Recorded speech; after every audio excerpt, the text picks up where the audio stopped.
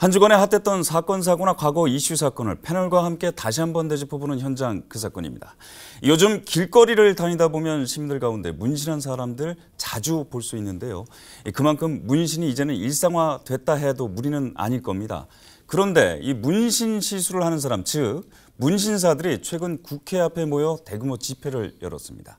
문신사를 법 제도 안으로 집어넣어 달라는 것인데요. 오늘은 이 문신사 법제와 관련된 이야기 나눠보도록 하겠습니다. 스튜디오에 대한문신사 중앙회 임보란 대표 나오셨습니다. 안녕하십니까? 안녕하세요. 자, 법무부인 금성의 이승훈 변호사도 여전히 나오셨습니다. 안녕하십니까? 안녕하세요. 네. 자, 임 대표님께 먼저 좀 여쭤보겠습니다. 제가 이제 전문가가 아니다 보니까 일본 시청자분들도 문신하면 막연하게 이제 몸에다가 문신하는 것들을 생각하기 마련인데 문신 종류가 어떤 것들이 좀 있죠? 문신은 이제 크게 미용 문신과 서화 문신으로 나누는데 미용 문신 같은 경우에는 일반 눈썹 문신이라든지 아이라인 문신, 아니면 입술 문신, 헤어라인, 그리고 두피 문신 이렇게 해서 얼굴에 이런 자기가 부족한 부분들을 미용 목적으로 가꾸는 거를 미용 문신이라고 일컫고, 미용 문신은 주로 이제 얼굴이군요, 그러면. 그렇죠. 그리고 이제 몸에다가 하고 있는 문신 같은 경우에는 이제 그림을 그리는 문신이다 그래서 서화 문신 이렇게 두 종류로 크게 나누어서 볼 수 있을 것 같습니다. 근데 지금 제가 앞에 서두에서도 말씀드렸지만 요즘 길거리를 다니다 보면 문신하시는 분들 굉장히 많으세요. 네네네. 시장 규모가 꽤 되죠. 네네. 일단은 저희 그 문신 자체가 워낙에 음지에서 하고 있는 거라서 정확한 통계라든지 그런 거는 낼 수가 없는데 이제 언론사라든지 이런 거를 이제 들어서 봤을 경우에는 미용 서화 문신 같은 경우에는 일반 국민들이 시술했던 숫자는 한 100만 명 정도 상당하네요. 네, 그렇게 추정되고, 그리고 이제 아까 얘기했던 반영구 문신, 미용 문신 같은 경우에는 국민들이 한 1,500만 명 정도 이상의 시술을 받았다고 생각하시면 될 것 같고, 그리고 이거지 그 일반 미용업 기준으로 했을 때는 시장 규모는 약 1조억 원 정도 이상으로 저희가 추측을 하고 있습니다. 시장 규모가 대단하네요. 네네. 그러니까 뭐 미용 문신 같은 경우는 저도 어렸을 때 따라가서 본 적이 있거든요. 동네 아주머님들끼리 모여가지고 미용사분 오셔가지고 직접 이제 뭐 문신을 해주신다든가 네네네. 그런 기억이 나네요. 갑자기. 일반 미용 문신 같은 경우에는 뭐 친척이나 주변 지인들 같은 경우에도 봤을 때도 10명 중에 9명 이상은 8명 이상은 다 했다고 보시면 될 것 같고, 여자분들 같은 경우에는 대부분 이 시술이라든지 이런 거를 다 하셨는데 지금 현재는 남성분들도 지금 많이 선호하고 있는 편입니다. 네. 그러면 이 사안을 두고 이 문신사 분들이 원하는 게 구체적으로 뭔가요? 집회를 최근에 열었잖아요. 거기서 네네네. 요구사항이 정확하게 뭐였나요?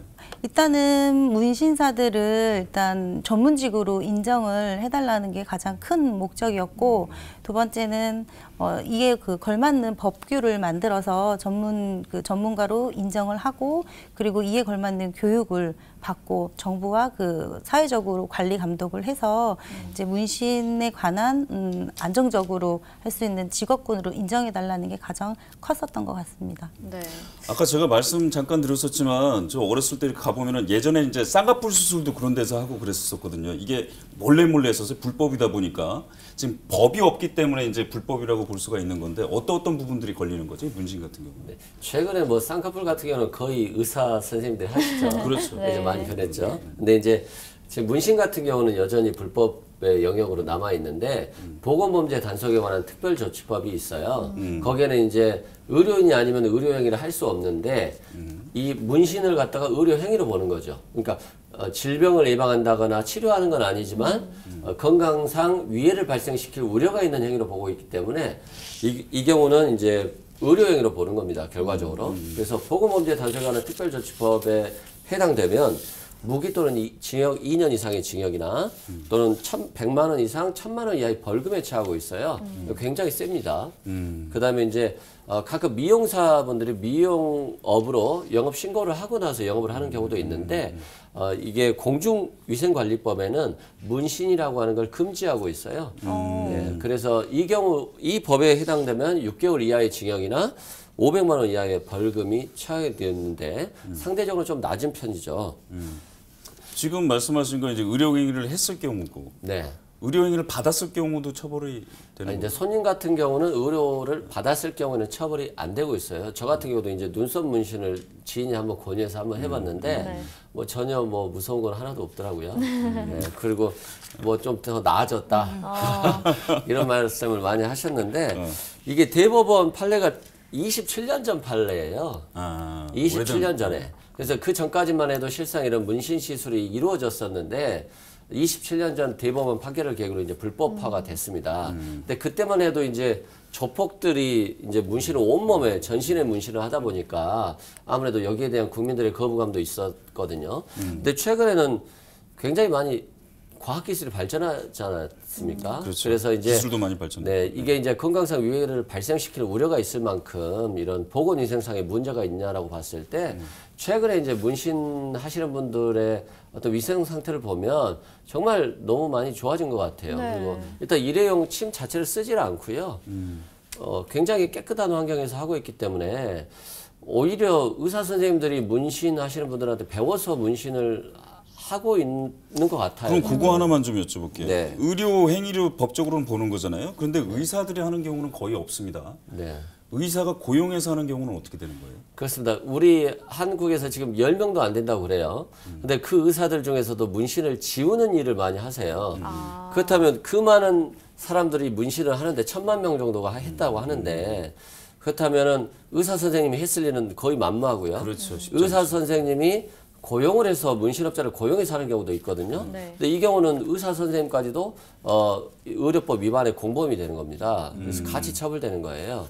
그렇군요. 현재 그래서 헌법 소원 중인 걸로 알고 있습니다. 벌써 5번째 시도인데요. 네. 어떤 게 쟁점 사안인가요? 그러니까 헌법소원 같은 경우 굉장히 많이 들어갔어요. 일단은 타투이스트 하시는 분들은 내 직업이잖아요. 네. 내 직업 선택의 자유가 있는데 내 직업을 가질 수 없는 거죠. 불법이니까. 너가 타투이스트가 되려면 의사고시를 봐서 6년간 공부를 해야죠. 합격해서.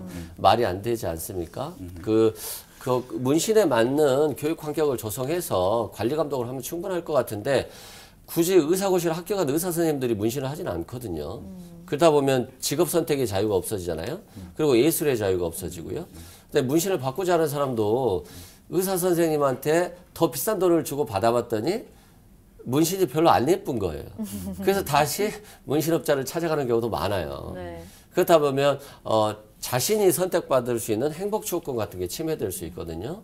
근데 이제 법원이나 헌법재판소의 가장 중요한 입장은 문신업자가 문신을 했을 경우에 건강상의 위험이 발생할 수 있다는 건데 지금 이 부분에 대한 부분들을 문신협회와 또는 의사협회가 확실히 좀 논쟁을 통해서 어떤 위험성이 있을지 그리고 그 위험성을 이겨낼 수 있을지 여기에 대해서 좀 싸움을 한번 해봐야 되지 않나 그런 생각이 들어요. 그러면은 지금 헌법소원의 쟁점 사안 중에 핵심이 결국 이제 문신의 건강권 위협이냐 아니냐 이건가요? 그렇습니다. 네. 그럼 지금 이게 계속해서 무산돼 왔잖아요. 네. 제가 알기로는 의사협회에서 계속 반대해 왔기 때문에 그런 걸로 알고 있는데 네네. 그 이유가 뭔가요? 이렇게 무산되는 이유가? 일단은 의사협회에서는 일단 반대를 하죠. 왜냐하면 의료행위라고 해가지고 할 수 없게 하면은 아무래도 뭐 자신들이 먹고 있는 뭐 감은 아니지만 뺏기기는 싫은 거죠. 본인들이 문신을 하지 않으면서도 이런 문신 행위를 하는 걸 바라지 않는 거예요. 그러니까 하나의 뚝이 무너진다 이렇게 그렇습니다. 생각할 수도 있는 거고. 이게 무너지면 귓볼 뚫는 거 있잖아요. 이것도 의사만이 할 수 있어요. 이것도 이제 네, 안 되는 그렇죠. 거고요.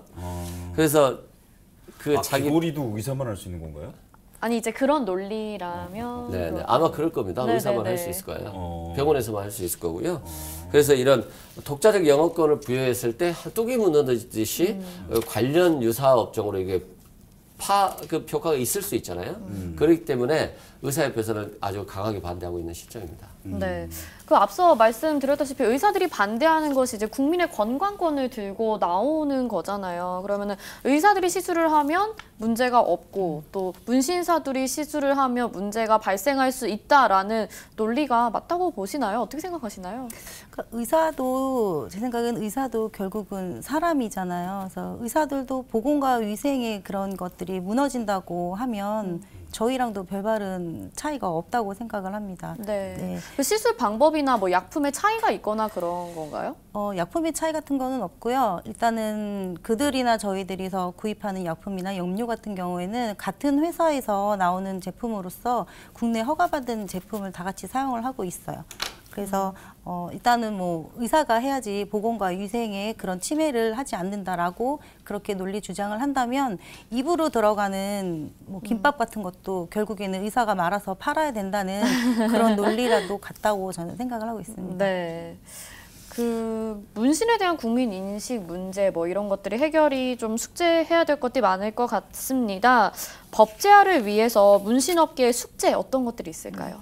2016년도에 고용정보원에서 문신사가 우리나라에 얼마만큼이 있는지에 대해서 조사를 한 자료가 있는데 그럴 경우에 거의 한 2만 명 이상으로 지금 추측이 되고 있어요. 지금 한 3년 정도가 지났으니까 더 많은 인구들이 문신이라는 직업을 가지고 있거든요. 근데 저희는 이제 크게 두 가지 숙제로 저희가 구분을 했었습니다. 이제 첫 번째는 문신이 이제 자기를 표현하는 수단과 그리고 이제 개성의 수단으로 생각을 해서 건전한 문화로 자리 잡기 위해서 문신사들 스스로 그런 의식 수준을 좀 높여야 된다고 생각을 하고 그리고 보건과 위생을 좀 더 세분화하게 교육을 받아서 보건과 위생의 그 전문가가 되게끔 저희 스스로 운동을 하고 있고 그리고 미성년자 같은 경우에 시술을 하지 말아야 되며 그리고 국가에서 지정 그 허가받은 제품을 사용할 수 있게끔 저희가 권장하고 있고 그리고 아무튼 이제 뭐 예전부터 저희가 이제 계속 이런 운동을 시작을 하고 있었고 저희 문신사 중앙회에서는 2년 전부터 문신사들에게 보건과 위생에 관한 교육을 지금 이제 주기적으로 하고 있습니다. 전문가를 초빙해가지고 이런 교육을 하고 있어서 이런 자정 운동도 지금 하고 있는 상황입니다. 교육의 틀을 잡는 게 굉장히 중요할 것 같아요. 네. 교육을 받고 싶어도 사실 이런 제도가 없기 때문에 교육을 받을 수 없는 문신사들도 많이 있고 그래서 지금 이렇게 많이 변하고 있는 거고 또 이제 사회적으로나 국가적으로 문신이 안 좋은 시선들을 지금 많이 정화하기 위해서 저희가 많이 노력을 하고 있는 상황입니다. 외국 같은 경우는 이제 타투이스트를 보통 이제 아티스트라고 생각을 하잖아요. 그런데 그런 인식의 차이 이런 것도 굉장히 중요할 것 같습니다. 그런 것들이 자정 노력을 통해서 좀 바뀌지 않겠습니까? 외국 같은 경우에는 뭐 의료 선진국 예를 들어서 외국 같은 경우에는 문신사를 전문직으로 인정을 하고 정부나 자치단체에서 이렇게 교육을 시켜주고 관리를 하고 있어요. 네, 우리나라만 이렇게 의사가 시술해야지 안전하다고 하는 것도 또 문제가 돼 있고 사실 아까 변호사님 말씀하셨듯이 그 우리나라는 의사가 문신을 시술하는 분이 사실 5손가락 안에 드는 걸로 알고 있어요. 네, 그래서 그들도 문신을 배우려고 하지도 않을 뿐더러 그리고 의사라는 직업 자체가 윤리적으로 또 자존심상으로도 문신을 하시려고 하시지도 않고 또 그들 스스로도 우리한테 문신을 받아야 안전하다고 또 주장하는 경우도 사실 없습니다. 그래서 법이 없어서 생기는 문제이기 때문에 우리나라는 속히 이 법을 어떻게 제도화를 해서 저희들 안전하게 보장을 해줄 수 있는 게 지금 시급하다고 저는 생각합니다. 이수근 변호사, 이게 헌법소원이 언제 결과가 나오는 거죠? 이게 지금 벌써 제기한 지 한 2년 정도 됐는데 아직도 결과가 안 나왔는데요. 과거에 한 2차례 정도 결과가 나왔었는데 다 기각됐습니다. 이게 뭐냐면 의료행위라고 하는 개념이 불명확하다고 볼 수 없다. 그리고 문신이라고 하는 건 아직도 건강상의 위험이 발생할 염려가 있다. 라고 하는 취지였고요. 근데 이제 앞으로 좀 바뀌지 않을까. 우리 간통죄 폐지도 여러 차례에 걸쳐서 맞습니다. 합헌 결정 나오다가 위헌이 나왔었거든요. 그래서 변화 가능성이 있는 것 같습니다. 헌법소원 결과는 저희가 좀 지켜보도록 하고요. 이미 아까 전에 서두에도 말씀드렸듯이 일상화돼 있는 거거든요. 이미. 그러니까 법적 제도 안으로 끌어들이는 게 뭐 합리적인 방법이 아닐까라는 생각이 얘기를 해보면서 들게 됐습니다. 오늘 나오셔서 감사합니다. 네, 감사합니다. 고맙습니다. 네, 수고하셨습니다.